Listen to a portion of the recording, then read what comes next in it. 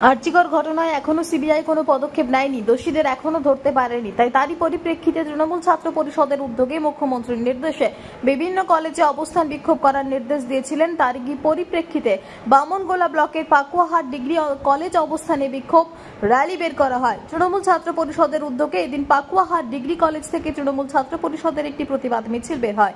মিছিল গোটা পাক পরিক্রমা করে পুনরায় পাকুয়াহাট ডিগ্রি কলেজের সামনে এসে অবস্থান বিক্ষোভ কর্মসূচি পালন করে।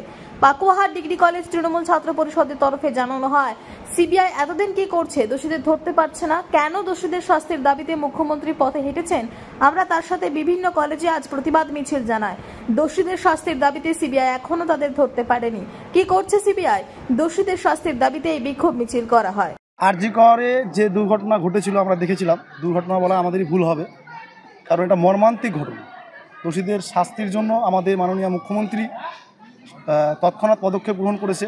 12 ঘন্টার মধ্যে একজনকে অ্যারেস্টও করেছে। বিগত দিনে আমরা দেখেছি যে মুখ্যমন্ত্রী পথে নেমেছিল, পথে নামার ফলেও কিন্তু সিবিআই এর কিন্তু পুরো এখনও পর্যন্ত দোষীদের কোনো তো ব্যবস্থা করছেই না। উপরন্তু আজ এতদিন হয়ে গেল সিবিআই কিন্তু দোষীদের জন্য আজ পর্যন্ত কাউকে অ্যারেস্ট করতে পারেনি, এবং এই কেসে কারা কারা যুক্ত আছে এটা এখনও পর্যন্ত পাওয়া যায়নি। আমাদের আজকের যে মিছিল এবং অবস্থান বিক্ষোভ ছিল, আমাদের দাবি ছিল যে সিবিআই কেন দেরি করছে কেসটাকে, এবং বিরোধী রাম বাম শ্যাম সকলেই দেখছি এটাকে নিয়ে রাজনীতির খেলা চলছে। আমাদের দাবি রাজনীতি নয়, আমরা চাই দোষীদের ফাঁসি। তোরা যে যা বলিস ভাই, আমাদের একটাই দাবি, আমরা শুধু দোষীদের ফাঁসি চাই। আমরা এই যুক্তিকে কাজে লাগিয়ে এবং এই উক্তিটাকে নিয়েই আমরা রাস্তায় আজকে পথে নেমেছিলাম যে আমরা দোষীদের ফাঁসি চাই, রাজনীতি চাই না।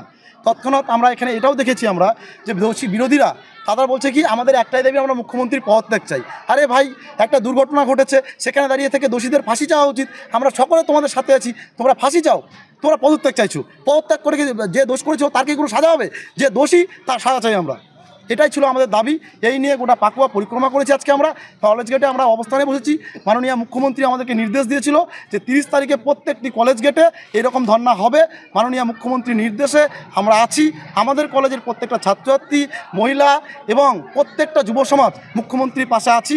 মুখ্যমন্ত্রী যা বার্তা দেবেন আমরা সেই বার্তা অনুযায়ী চলব। আমাদের সেনাপতি রয়েছেন অভিষেক বন্দ্যোপাধ্যায়, উনি যে বার্তা দেবেন সে বার্তাকে আমরা মাথায় রাখবো। এই বার্তাকে মাথায় নিয়ে আজকে আমরা মিছিল করেছিলাম। আগামী দিনে যদি এই দোষীদের কোন রকম ফাঁসির ব্যবস্থা না করে এবং দোষীদেরকে যদি সিবিআই অ্যারেস্ট করতে না পারে, সিবিআই দপ্তরে গিয়ে আমরা ধর্নায় বসবো এবং সিবিআই দপ্তর ঘেরাও করব। এই হুঁশিয়ারি আমরা পাকুয়া ডিগ্রি কলেজের ছাত্রছাত্রীরা আমরা দিয়ে রাখছি সিবিআইকে। আমার নাম টোটন দাস, আমি বামনগোলা ব্লক তৃণমূল ছাত্র পরিষদের সভাপতি।